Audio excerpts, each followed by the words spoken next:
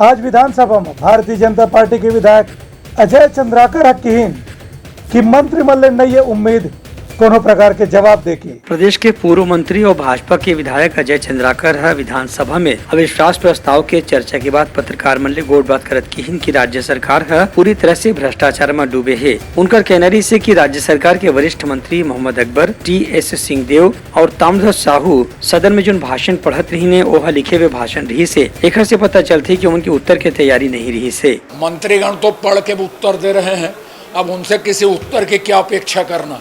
ये सरकार आत्मविश्वास खो चुकी, पूरी तरह ब्यूरोक्रेसी के ऊपर निर्भर है। तीनों वरिष्ठ मंत्रियों ने देख के भाषण दिया है, माने मोहम्मद अकबर जी ने, ताम्रध्वज साहू जी ने और अभी चल रहा है जिनका श्री टी.एस. बाबा जी ने।